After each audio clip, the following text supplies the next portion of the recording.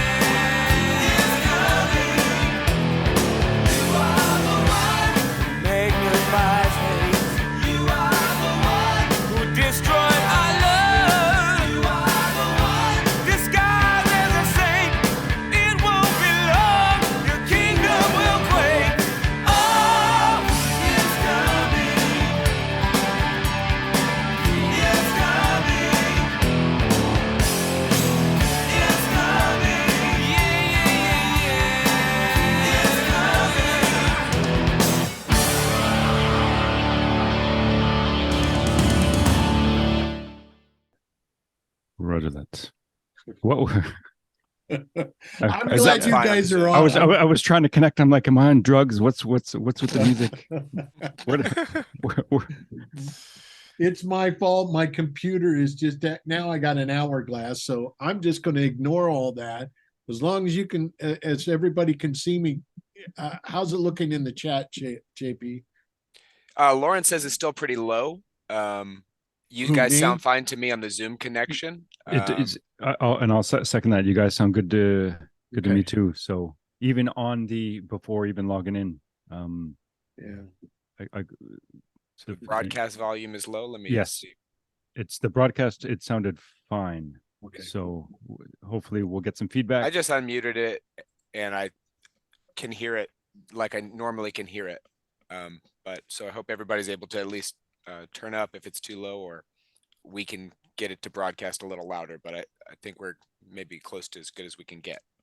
And I got about 45 to 50 minutes for you guys. That's okay. I may not be on that long either. All this. What would Cap say? Have a good weekend. Good talk. Good chat. Just good to see right you now. Guys. Good chat. See you. Yeah. He.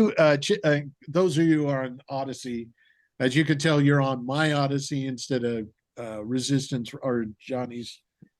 Johnny decided to take the day off. Little warfare, spiritual warfare going on, and I don't blame him. I almost took the day off myself, but I told everybody I was going to stream today, so and I'm glad you guys are on. I wasn't too sure if anybody was going to come on today. I hope you guys have some things to share. I don't have very much. All I have is a couple of gun talk things but I was thinking about all of the riots and the reaction to the riots in France and all the crazy violence and what is it? A boiling pot. It was just like a place where they fomented all this trouble by bringing in migrants to that situation, and people have the wrong connection in mind And I even seen somebody on like a Catholic personality on Twitter going so far as to say like the introduction of Protestant ideas is what led to the weakness that creates a caliphate eventually. That's what's happening in France. Oh, there's a caliphate. People like Owen Benjamin are saying this, and everybody's happy to blame the Muslims and hate Muslim world when it's just riffraff from there that are going and committing crimes in other countries. And it's the countries themselves that are they're allowing them to happen, and every country is encouraged to do so. And that's the sway of Rome around the world. Nobody connects Islam to Rome. Nobody connects anything to Rome. No. And people are going so far as to make the argument that Catholicism would have prevented everything. And it's just an amazing how it comes full circle with hypocrisy there. But I don't know. Have you guys seen much about France? I just saw the headlines, and it looks like a mess. It looks like a mess. I'm glad somebody's on top of that, because I just had not the time. I'm enthralled in a huge stack of books. How about I think the one in perfect, which call it what it is, just the timing, and it's not saying it's about the Tour de France. It's kind of this other type of Tour de France. But how about the timing though? The anniversary of the storming of the Bastille, July 14, the date, which would be mid-July. So it's kind of a little too coincidental, because any kind of action in France, especially this kind of action, synonymous with the French Revolution. And of course, we have discussed this idea of who and what was behind the French Revolution. And then, of course, the timing. We have Lorenzo Ricci as Jesuit Superior General. We have the empowering and the rise of the United States as the beast out of the earth, beast out of the land. Revelation 13.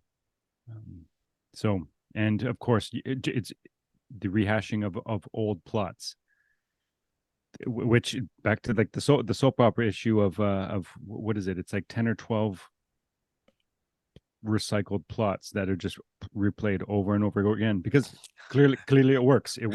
There's the formula, and it works. Yeah, they got and that's without, like, again, without even looking the plague, at the war, the big specifics. war, the other war, the inside job, the assassination, back to the plague. Yeah, you'll see the century play out. That's a good point. It's, I don't know if we get any criticism. I don't know if there's anybody listening to criticize that we knee-jerk reaction on most mainstream news, but further inspection, just time after time after time, proves that, yeah, that is what is going on. And almost the more you know about it, you're playing right into their hands, because they've created all this crap around it. So, but also this idea, continued idea of art of war, of agitation, intentional agitation in order to create a predetermined outcome. Mm-hmm. So the thing is, you apply that filter, and it's not surprising what you're going to see. It's just hey, big picture. This is not a random event. It's not how about this? It's not an organic event. Did anybody see news that the guy Bolsonaro was it was decreed in court that he was no longer allowed to run for office? Isn't he some big conservative, kind of a Trump of the South America? And they're frothing up that side with the same kind of theatrics circus that they are here in America. I don't know. I need to verify that, but that's a story that I think that I remember that I saw. Anybody, any familiarity with that? No. I did. I'm glad you reminded me something I saw in the headlines, but I can't get to it right. Oh, wait a minute. Maybe it's over here. According to That NPR, country singer that died back, what was it, November 2nd? He came up in the news, and I'm glad you're here, Hawkeye, because I thought there was a significance. I think he died on like November 2nd, and that seemed like a significant date. Also, all All Souls Day. Yeah, November 1, All Saints Day. November 2nd is All Souls Day. There's a series of days in the beginning of November. Of course, there's other associations, but that's again just instant association. Yeah, that whole week is because also Halloween it means All Hallows Eve, which why it's before All Saints Day, and then All Souls Day. And isn't it? Yeah. And the timing of the Samhain. Yeah. Before that calendar existed. Yeah. right. Yeah, the Brazil court bans Bolsonaro from office for 8 years. Brazil, he has been barred for 8 years for abuse of power, and after he made unfounded claims about Brazil's voting system ahead of last year's election. So, yeah, they got the same funny ritual and dog and pony show working both in North and South America now. It makes me wonder, Clint. I just remembered the question I had for you. Is that it's interesting how our calendar is designed, and it seems like they use it. I don't know, a measuring stick or what's the word I'm looking for? It just seems it seems to it's kind of like a guide for their plan. Am I making any sense here? I'm trying to find that word. It just seems like they use the calendar to gauge and plan out their strategy, maybe. Yeah, tactics, and strategy, senjutsu. Right. As a reference of the recent Iron Maiden, most recent Iron Maiden, but which also loosely translates art of war. Art of war, right? Art of war. So, we'll think about. Let's revisit that though. 1582, sure. October 4th. You have the death of Teresa of Avila, Teresa of Jesus, and the day that she died. And remember, what did we cover recently? Her personal confessor, Jesuit was it Francisco Ribera, one of the authors of Jesuit Futurism, and the day that she died, Gregory XIII instituted the Jesuit created. So the Jesuit Christopher Clavius, essentially the Gregorian calendar, and the October 4th overnight became October 15th. And we've also discussed this too. That's the biggest part of it, isn't it, Hawkeye? The 15, exactly 11 days. Yeah. How many days did they jump? 11 days at that point. No, so this doesn't apply across the board though. So you can't just subtract or add 11 days in order to. No, yep. Not at all. That's the whole thing of it. That's the whole recalculation. But I just want to make this point that I don't know that we make clear very often. But it was Augustus Caesar that added July and August for Julius and Augustus. And so the 360 some odd days and 12 months has been there since Bighorn Rome.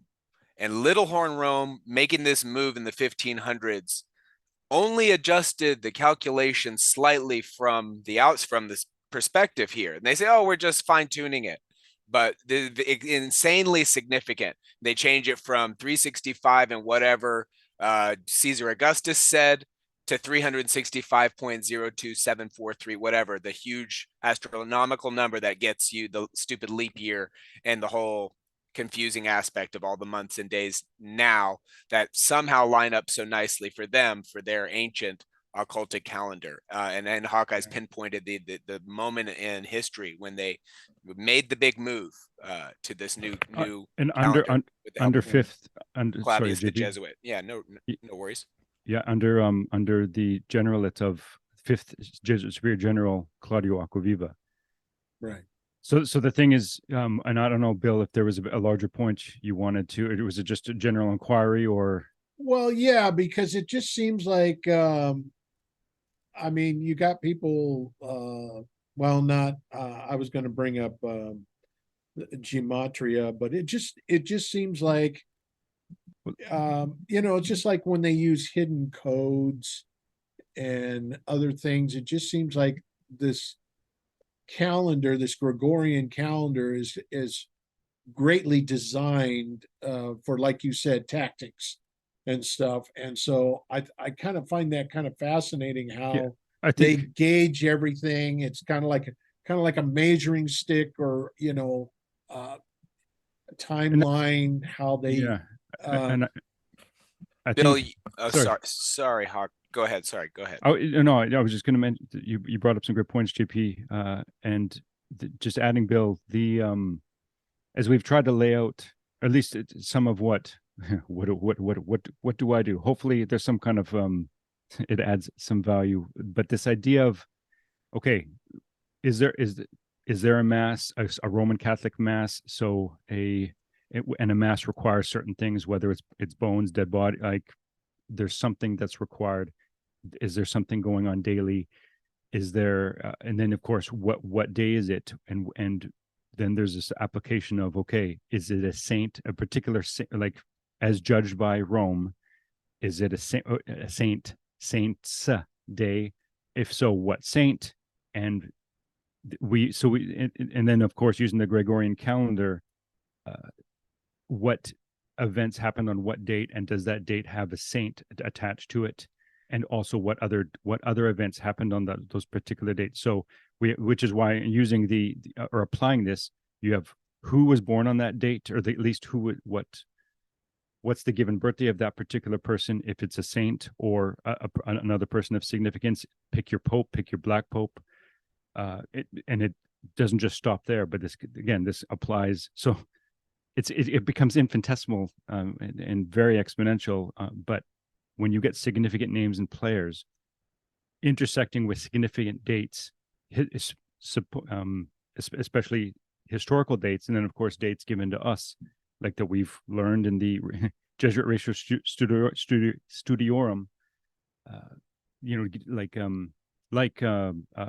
July, for example, July 4th, 1776, and being able to examine that particular date as the signing of the Declaration of Independence, and actually finding out that it actually didn't occur on the 4th of July, but on right. August 2nd, 1776, which coincidentally happened to be Lorenzo Ricci's 73rd birthday. And I through a series of conclusions, I would say that the United States of America was a gift Lorenzo Ricci gave to himself, and that he literally put a signature on it by orchestrating the events that led to the signing on his 73rd birthday. No, am I making sense? As just one example. Yeah. Okay. Oh, absolutely. That's what's interesting about it, is because certain deaths and certain circumstances, certain incidents, what is amazing, when I first got into this with the dates and stuff, is finding out all the things that happened on 9/11, and then finding out that this could have been the date of Christ's birth. Is that correct? That's right. Yes. So it's interesting how they've designed this calendar to fit. It's almost like a code book. It's kind of like everything's just planned out. Okay, this date, that date, everything kind of just fits into place. It's like I tell people, I said, people need to see the big picture, but the big picture is like a 1,000-piece puzzle. I like putting puzzles together. And in a 1,000-piece puzzle, you got a section over here, let's say 9/11, you got a section over here for this, that, you know what I'm saying? And then when you put it all together, I used to have a puzzle where you put everything, all the pieces together, and then you flip it over and there's another picture on the other side. And that's who we're exposing, is who's on the other side of that puzzle. And you'll find out it's the papacy. It's not the Jews. It's not the Rothschilds. The Rothschilds are on the other side. The Rothschilds are on the main puzzle that you're putting together. That's another piece. Rothschilds is just a piece of the puzzle. That's a pretty good analogy. Absolutely. Bill, you were bringing up Jake Flint, the man who died on November 2nd. Was it Or Jake is Flint? No, it was no somebody else? It was a country singer, and I can't. Now they don't. It's not even on the headlines anymore. I see. That actually guy died at the age of 37 in November 27th. Well, But even it's that's common in that's this day and age. Yeah. yeah. I've But also anyway, but November 2nd would be a wild card for figuring out what the footprints are gematria wise, just because it is All Souls Day and not one particular saint, like Hawkeye was talking about earlier, decoding dates and times and intersections there. But sorry, go ahead, man. Yeah, Bill, go ahead. did Go you? ahead, Did Clint. you? No, I'm finished. Okay, and then how about, I think the 9/11, September 11th, and how it was given to us in the timely manner, just as the emergence of rulers of evil, useful and knowledgeable governing bodies in 1999, just before 9/11. Yeah. Which I don't know if exposed is the right word. It revealed and revered the office of the Black Papacy, and but then, so 9/11, you have the work of the recently late Michael Heiser. But it's this now we're intersecting calendars, because September 11th, 3 BC also coincides with what would have been the Feast of Trumpets. So the inaugural a date that the inauguration day for a king. And then, of course, also adding the layer of a particular stellar alignment, and one that, if it's true, it had an 80 or 83-minute window, and there's additional components to what John recorded in Revelation 12, if that indeed in Revelation 12 is a stellar alignment for the Virgo, the Virgin, the crown of. You have the 12 stars, the moon at her feet. By a Chinese emperor took note of that astrological event, right? And there's a record of that. Fantastic. And then, of course, why did China why was China almost in the crosshairs of the Jesuit order as soon as the Jesuits were given their blessings, September 27th, 1540, by Pope Paul III, if it's a Farnese, I don't know if you remember the first name. Alessandro. Thank you. The Chinese, there are anecdotes about Chinese culture and Chinese history that make me have a gut feeling of why the Jesuits had them in their crosshairs, as you mentioned. I've also heard that the characters of the ancient type of their language, their written language, which have been reduced and antiquated out and made obsolete of their language, but there are those that still have some of it and can discern it and everything. And people make a biblical symbolic connection with several of the characters that are no longer in use. And again, like the emperor taking note of the astrological event made a statement that was, I feel like, had to be spiritually compelled, or I feel like the Holy Spirit certainly was just moving on the guy that was in China at the time, because and so what, I think there's got to be several different reasons, but I don't think that the tradition of ancient warcraft is really the reason that they went over there. And I think they had some stories to write themselves of a fictitious nature about Sun Tzu and other legendary characters like that. Nevertheless, the people and the spirit and the place itself, unique in the world, and certainly right away in the crosshairs in the 1500s. Yeah. Just India, both India and China. Well, those geographic areas, not to mention the New World, obviously. obviously that's a very close second. I think in part, and okay, which brings us to the inciting incident, the inevitable inciting incident. No, 1 November or November 1st, 1517, and then we all, and then in the preceding years, the translation of the scriptures into a common tongue and given to the common person, and that you can see how by Rome's response the significance of this particular time, and something that's it's fascinating with the as I had mentioned yesterday, the now a patron saint of Canada, Jean de Brebeuf, a Jesuit missionary who I think his recorded brutal death, how he was literally slaughtered, was a direct result of what he was found to be doing. It wasn't just he wasn't just spreading Jesus tracts. And part of Brebeuf's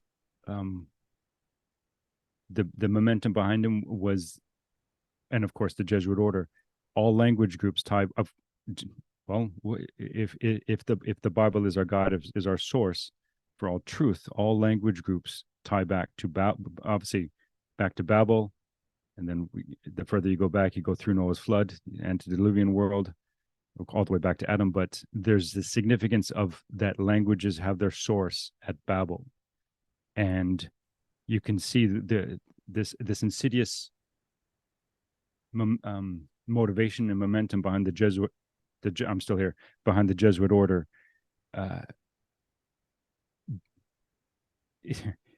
Not as Christian missionaries, but as anti-Christian missionaries, but essentially doing the same thing, infiltrating the entire world, and eventually bringing what would become like Jesuit Ratio Studiorum, the inception of the Gregorian calendar, and so on and so forth, to essentially enslave minds and hearts.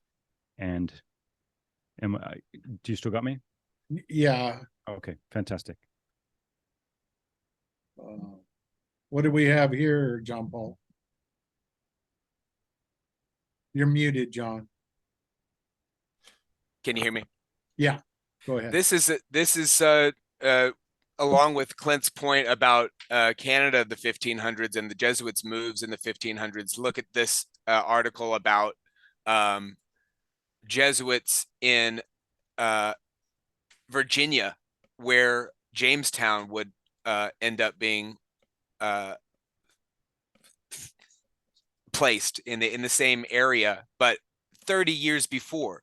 So imagine the ability to map all the rivers and to make all the connections and break the first ground.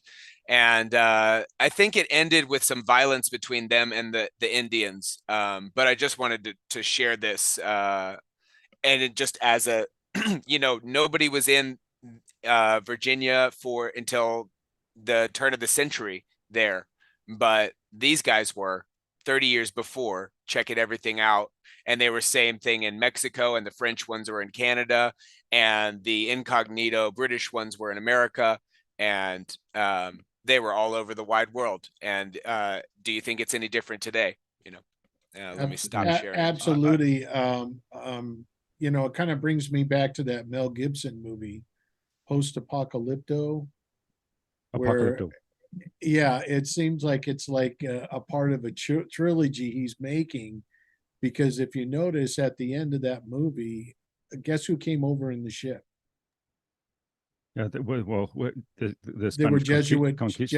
What's that? I thought they were Jesuit mission. Well, yeah, they were conquistadors, but they were also being led by a Jesuit priest there at the end. I have I have a note. So the first, whether this is the very first or one of the first, or at least we have a name and a rough date. But Jesuit John Baptist de Segura was if potentially the first Jesuit, at least recorded or at least given to us. What would you say? The first Jesuit's blood that was shed on what would become North American soil in 1571. Wow, Johannist tribute there too. Yeah. So And yeah, I think that was in the area of either Florida or one of the Carolinas at the time, or what would become. Obviously, at that time, you don't have the established states, but at least geographically, kind of layout. And was China the extent to the far east that they went? I don't believe so. I believe they were all over the Philippines, and I don't know at what point they came into Japan, but Japan is one of the countries that they were kicked out of. And look what happened to Nagasaki and Hiroshima, which are both on the 33rd parallel, by the way, as is Dallas, Texas is over there. So a lot of I was seeing that on the Ralph Epperson, is that the guy's name, that wrote the New World Order and another book that we were referencing? I was listening to some of those videos, and he was talking about the 33rd parallel. A lot of interesting stuff he gets into, but that guy is not bad for the early 80s or late 90s at all. I stopped listening after he talked about how the driver was the one that shot JFK. So he's definitely hit or miss. He's kind of very apologetic to Catholics. I had no idea. I didn't get into it. Maybe it's later on in the study, but he wrote a book about how Jesse James survived and became a state senator. That was kind of interesting. That's very interesting. It's kind of way out there too, but I think never those know. kind of stunts are more common than you may believe. 9/11, another thing like that is Paul McCartney's death, same day. Right. And what's interesting, getting back to the Japanese thing, when I saw the movie Silence, it was interesting that those missionaries were in Nagasaki and that area, that whole area. Or that was the last place they had their eyes set on. I do want to, while we're close to it, sure. Back to Matteo Ricci in China. Remember this now. Here, just as we're presented with names, and as we present names, places, and dates. So we have so Jesuit Matteo Ricci. Born 6 October 1552, his death date 11 May 1610, and he supposedly arrived in China, or at least the east coast of China, August 1582. Remember, 1582, significant year. We have the institution of the Gregorian calendar at least 2 months after, on October 4th. So 1582 being a significant year, and who gave China its calendar, the calendar as we know it today, which is rarely ever talked about? Matteo Ricci, Jesuit Matteo Ricci. Who's creating calendars? So basically, they're like, that's of course just the broad view. Getting in for those that are listening, you can take and run with that. The synchronization of the whole world, right there. That whole year. And then how about that quote that Johnny had cited, and it has been cited, but there's the specific, with paraphrasing it without the specifics. It was Tamburini. I can't remember what number he. Tamburini was the 14th Jesuit Superior General back in his general. It started in 1706. About Caesar, I govern not only here, like from China, but and so on and so forth, but to all the world without anybody knowing how I do it. But the fact that China just happens to be within that quote, just happens. Wow, interesting. I noticed, Clint, that you put a Wikipedia page in the chat. You want to? I think somebody feel free. That was somebody else. Jeff Gent. Just as potentially something for me to look into. So Charles Tupper. I recognize the name, but I don't from memory. I don't have. Okay. All right. Anyway, and then I think. And this idea that think about our current calendar too. So January for Janus, the two-headed gods. We have how about September? September in our current Gregorian calendar is the 9th month, but September having sept, was the 7th month. You have October, which is the current 10th.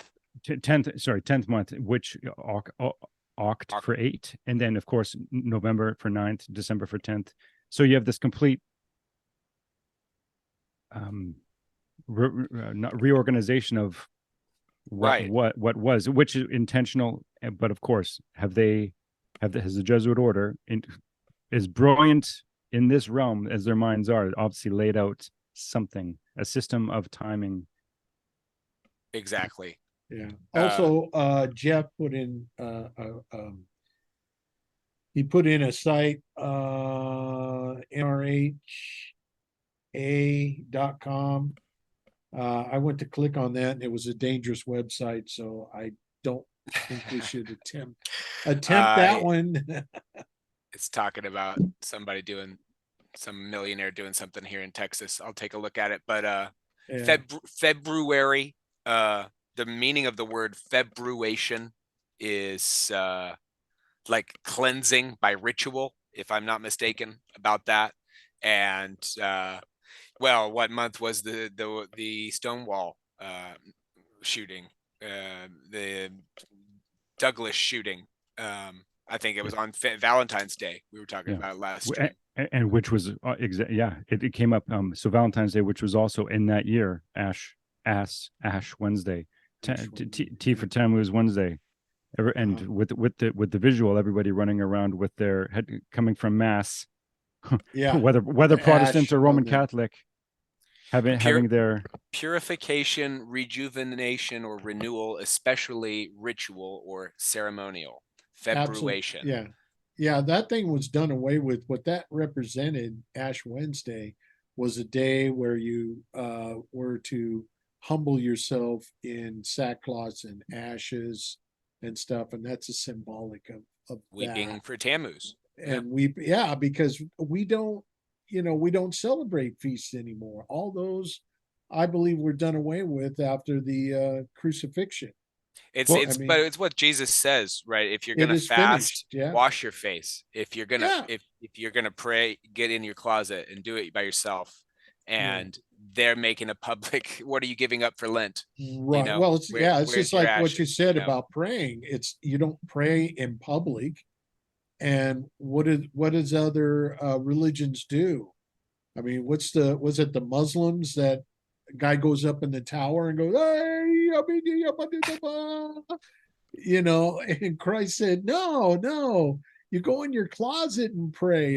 It's a, you know, to me, that's a private thing, you know, but you see, he was rebuking the Pharisees because they were doing open prayers. They were hypocrites. They were saying how good they are. Look, we're praying in public and blah, blah, blah. Right. Which the average Catholic is encouraged to sort of be that way, to be loud and proud and wear the ashes on their face and wear their rosary beads, Catholic. Whether around their neck. I noticed there you go. Yeah, often hanging they put from it the on car, their. Don't they make rear bracelets? Mirror. Yeah. Whatever. In traditional Catholic circles, that's frowned upon because it's disrespect, not giving enough respect to the rosary. I guess so they didn't see Joe Biden with his finger through the rosary bead hole. But I was gonna just finish up the calendar. March is for Mars. Right. That's a big month too. Yeah, the God of War. April. The Ides of March. How about I'll add to that though, and as I've presented too, my thoughts about William Shakespeare, not just Bacon and Jesuit Toby Matthew, but the voice of Claudio Acquaviva, but the Ides of March, a direct reference to literally beware the one who crushes the head of the serpent, a direct reference to Genesis 3:15. Oh, that's really cool. And support and hidden within the Shakespearean authorship are these messages about, like, as I presented also, the Macduff being untimely ripped was the prophesied one that would slay Macbeth, because and there was some kind of immortality that Macbeth walked around with, because what man is not woman born? and then we have this virgin birth, dangerous website. So there's subtle reference throughout Shakespeare to, it's like this figure that's revered, feared and revered, and also swipes backhanded slaps, but it's all a reference to the one that would crush the head, the one that would come and crush the head of the serpent. That make sense? Yep. Totally. So Darnell says in the chat that isn't National Day of Prayer, isn't that on one of those 2 months? Isn't that January? January could be the second half of January. At some point. Don't remember. I know that's guessing, but okay. Anyway, Rome loves that because it's ecumenical. So, and Christians believe we're a Christian, or even in Canada, Christian nation, founded on Judeo-Christian principles. Yeah.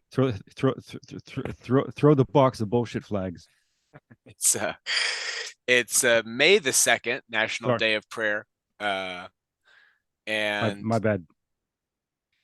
Shakespeare's birthday is in April 23rd. The amalgam they call Shakespeare. And there's probably a reason for that. The flower, April is the Latin word for open, April. And then I don't know May, but June is the god Juno, I've heard.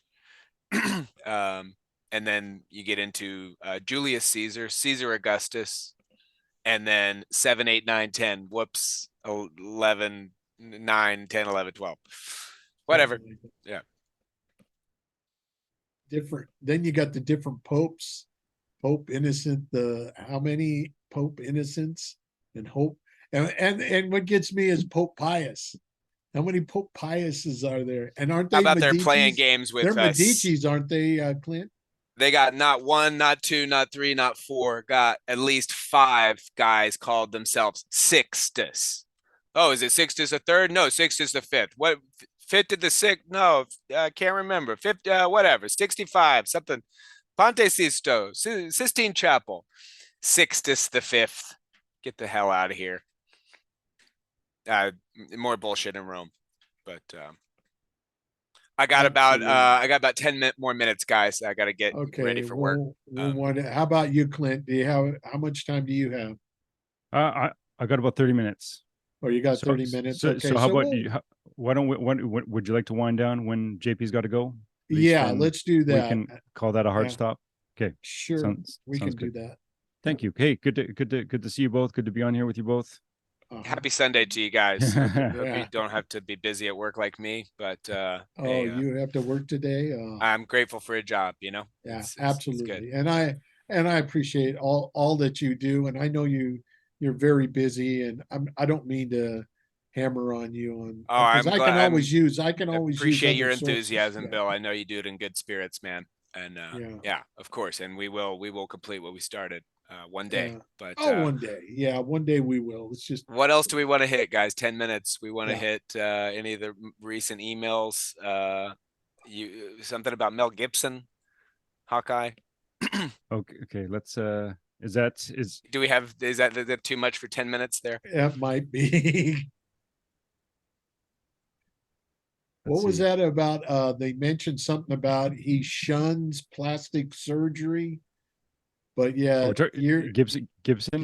Yeah, that's what I think it said. I think I don't know if you brought it up or I didn't hit that, but I brought up the fact that back to the timing of that significant, that first significant arrest back in 2006 just happened to fall in the end of July window where you have the beatification date of Ignatius Loyola. You have the feast day of Ignatius Loyola, and this pre-Vatican II Latin Mass Roman Catholic honorary degree from Loyola Marymount, Mel Gibson, his alleged DUI arrest, complete with anti-Semitic remarks, and whether this was to bring all that back into the spotlight. The Passion of the Christ was released 2004. I can't remember the exact date. I think that was a significant date as well. Right. And then you have Loyola being beatified, on 27 July 1609, you have Loyola's death, which was the 31st of July 1556, and leading to his feast day being the 31st of July.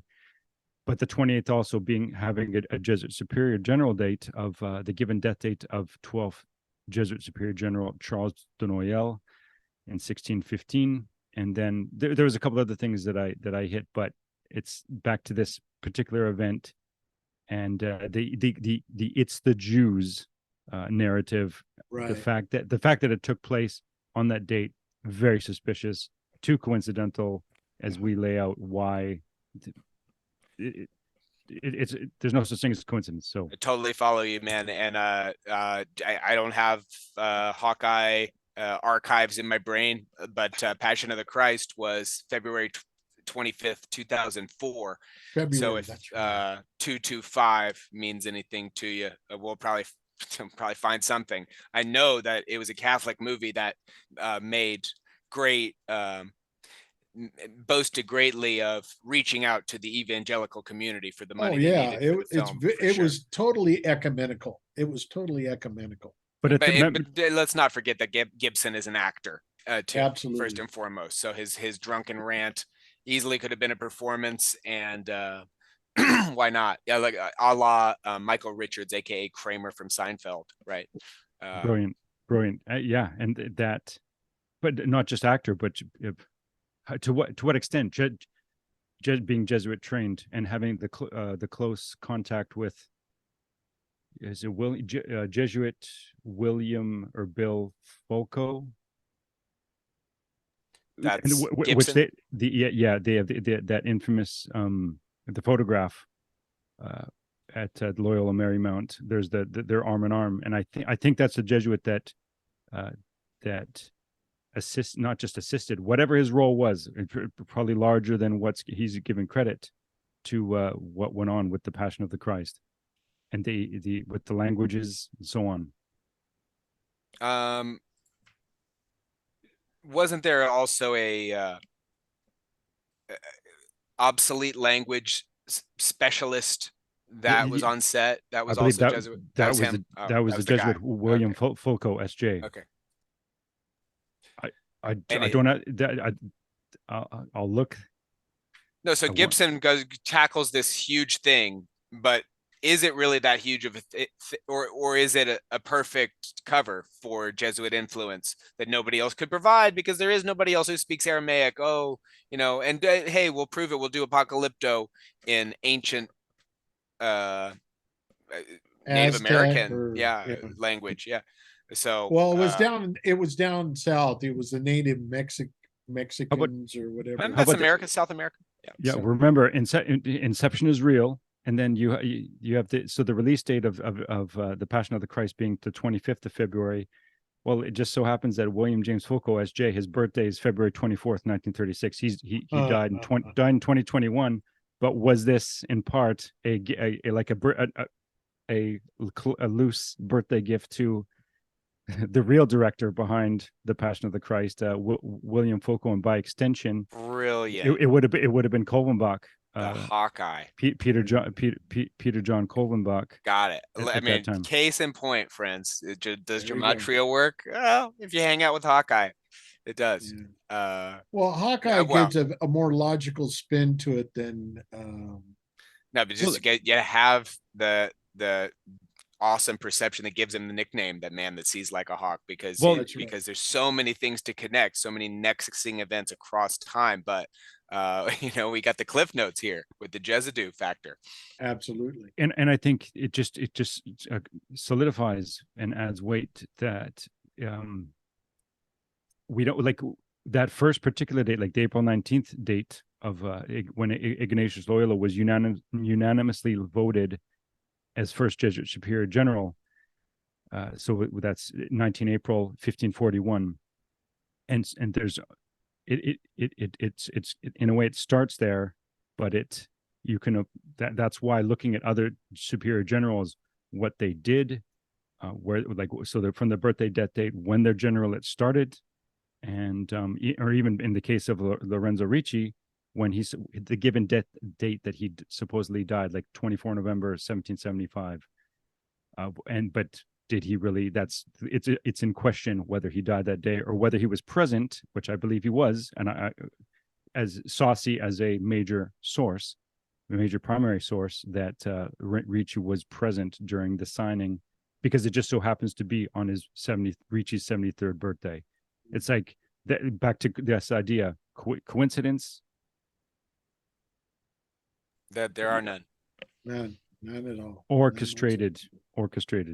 And let's Mel Gibson is turning into a valuable controlled opposition kind of gatekeeping, limited hangout kind of figure. He's a Latin mass Catholic, a Trump kind of camp person, and he'll drop a line or two about Satanism in Hollywood and cannibalism or this or that, something sensational, and then disappear. you know, and no details, and But think Also about the even his.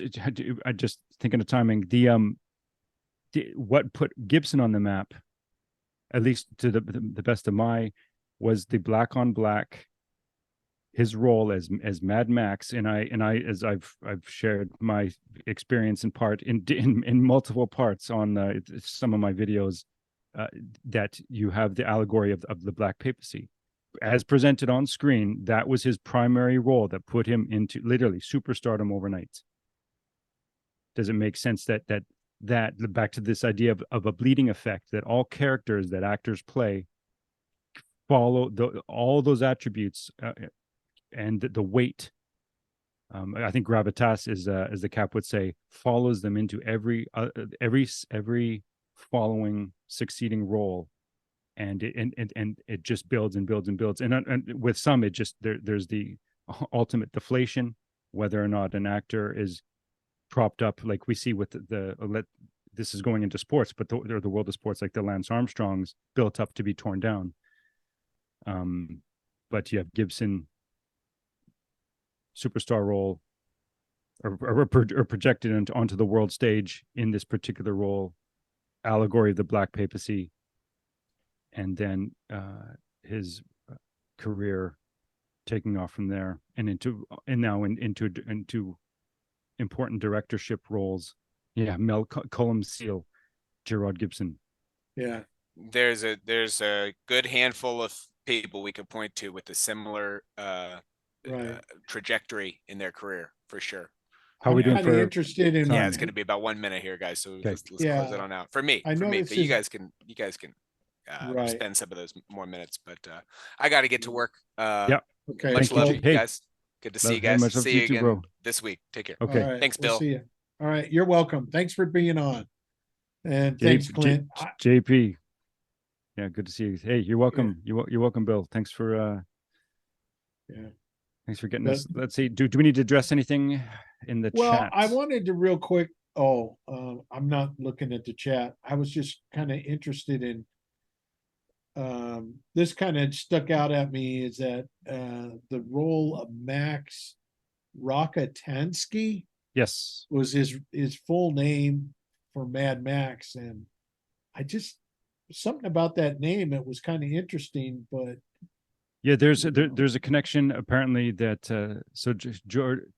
so if this is the brainchild of collaboration, George Miller and Byron, the late Byron Kennedy, Rakatansky, it's a reference to a doctor who this is just again from memory, so I don't want to butcher this, but a significant doctor who either pioneered or had a theory, and it's a significant name, and I don't want to just start guessing, and I don't have the notes for that yet. And that's understand. I understand. And let me. But it is. Hey, even it just seems like an interesting name for a character. I think it's a fitting name, just like Rocky the Rock Balboa. Oh, right. Or you have a John Rambo, or you have it's like pick your name to a particular long-standing character name. There's something even in the sounds, the what do we call it, phonetics, it has that sound. How about this though? One of the most perfect names ever, Lance Armstrong. Yeah. Okay. But let me get before we move on, let me get back to Rocky Balboa, which is interesting because that's not an original. I think that idea, the concept of Rocky was actually stolen from a Paul Newman movie called Somebody Up There Likes Me, which is a true story of Rocky, not Marciano, the other Rocky. Yeah, there was two. There was two. Yeah, different boxers that had the name Rocky.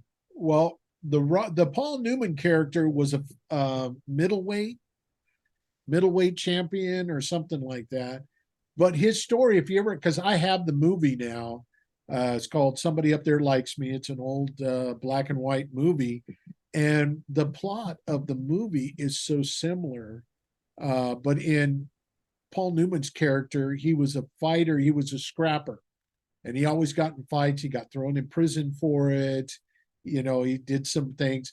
Then when he gets out, no, actually he gets out of the army and runs into a fight promoter because he needs the money, and he starts fighting, and he's doing so well that they want him to fight more for him, but yet the police are looking for him. And so, but then he also meets this woman that is a waitress, similar to the Talia Shire character, where he meets Adrian. And so when I was watching that movie, it reminded me so much of the Rocky movie. So I think a lot of that stuff was taken from Sure. I think though, remember it's the classic underdog. So the big picture, that the classic underdog story where literally and then going Graziano, back to the phoenix rising from the ashes. But just looking at the basics, so the Wikipedia page of Rocky Balboa. So you have Robert Rocky Balboa. You can share that if you want. I don't want to get into. I don't know how to do that yet. That's okay. Oh, okay. So it's saying while the story of this first film is loosely based or inspired by Chuck Wepner, a boxer who fought Muhammad Ali, you have iconography and fighting style came from legendary boxing legend Rocco Francis, Rocky Marciano, Marciano, and I'm still here, middleweight boxing champion Thomas Rocco or Rocky Graziano Barbella. So, and then of course you also have the character. One moment, I'm still. Okay, I got Rocky Marciano on Wikipedia here. I always thought this was the inspiration for Rocky. Yeah, well, Marciano's names also dropped in the first, the women weaken legs scene. Oh yeah, women weaken legs. Let us train you. Wasn't his poster up on the wall in the gym? I don't know, but the string, the getting Rocky's stance, his fighting stance balanced out, and the mix use of the string. Remember, and of course Mick. I have a short little video on my channel, Jews or Jesuits, where Mick, his birth and death date directly coincide with the Jesuit order and Francis Xavier specifically. August 30th, yeah. April, there's the April 7th date and also the August 7th. So the resurrection of the Jesuit order date. But back to just the wiki page or Vada page, you have the July 6th. So Rocky Balboa is given a birth date. So fictional character having July 6th, 1945. Only child in a Roman Catholic Italian immigrant family. But back to July 6th, John Rambo's birthday is also 6th July. I think Stallone's actual birthday is also 6th July. But we have 6th July also the date given for the burning of Jan Hus in 1415. So the fact that there's something going on here with sorry, and then so now would you like to get into where do you want to take this? Oh, we have you have a May 22nd death date of Barbella, 22nd May. Yeah, May 22nd, 1990. There's a Pedro Rupe, I think, a connection date there. Pedro Rupe being one of the I don't remember what number, Jesuit Superior General, but a significant date nonetheless. Yeah. In this case, it was Brooklyn instead of Philadelphia. So you were saying though that you're seeing a connection between Newman's film, Somebody Up There Likes Me. Right. I haven't seen that. I through all the films that there's. Think of this. How many films like the must sees are there? What does a person devote their time to? Right. I'm grateful for, hey, like a part Well, of. I saw that movie in passing. What it was is I was working out upstairs at work in the gym, and it just happened to be playing on Turner Classic Movies. And the way the plot and the storyline, it's just so similar, because when I first it's been a while since I've seen the first Rocky movie. And in the first Rocky movie, his job was collecting money for a gangster. He was he was a thumb breaker, but Rocky, having the kind heart, didn't break people's thumbs, because he's like, how's the guy gonna make money to pay you back if I break his thumbs? Yeah, absolutely. But Rocky Graziano, he was just a scrapper, and he was always getting in fights, who was also Catholic himself. What a surprise. Yeah, there's Jesuit on this guy. Yeah. All right, Bill, what do you think? Yeah. Good time to hit pause. Yeah. I mean, if you got to go, and Yeah. I wasn't going to be long anyway. So okay, and I'm not seeing. Just looking in the chat. I don't know if anybody has any particular questions. No, just want to see who's here. We got Lauren. Yeah. I can't. Botima Hambo. Thank you for the Rocky Graziano. Jeff Gent. Right. Darnell. Much love, brother. Much love, anybody in the chat. I'm sure we've got somebody from overseas. Who chimed in? Somebody from the UK. Let me scroll up and see who that was. Suzanne. Yeah, Lauren, Darnell. Hopefully our audio is still good. Erica knows. Is Erica's the ghost ninja? Yeah, Erica's the ghost ninja. Well done, Erica. And then there's Lauren, or is it Lauren? There's Lauren. I didn't see Shelly on. Hey, Darnell, take care. But yeah, Erica's the ghost ninja. Yeah. Fantastic. They said she knows a few people in France, going back to what we were talking about with France. One said, no worries, it's not the first time. Yeah, that's true. I mean, that's why Johnny didn't want to cover it, because it's not, I don't think it's anything significant to. Yeah, inciting incident, and which it just, and then you have this massive upheaval. Right.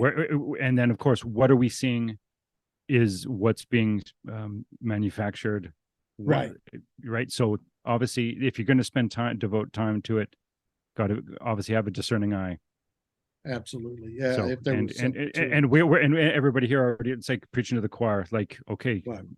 We don't check our brain and just accept what we're being shown. No, it's looking at it with discernment. Right. What's behind it, what, not just what they're trying to tell us, because we know, it's the same thing with this so-called Ukrainian war.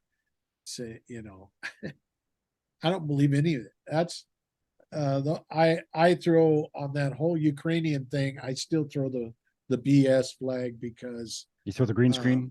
You throw the green screen. Green well, screen my the fan knocked down my curtain, so I had to go back to the old school. That's why you see green, part green. How about this? I know saying publicly, whenever you get up from your chair, if you get up from your chair, like to cut your camera, turn your camera off. I think I will do that. You're absolutely right. Don't want to see my big belly anyway. So. Anyway, Bill, yeah, Darnell hit the nail on the head. It's very manufactured outrage. manufactured outrage. That's Yeah, which and hey, and in France, we think of the good old Hegelian dialectic, right? You have problem reaction solution, or what synthesis will come from this, and then which will affect us all, not just a particular so-called nation.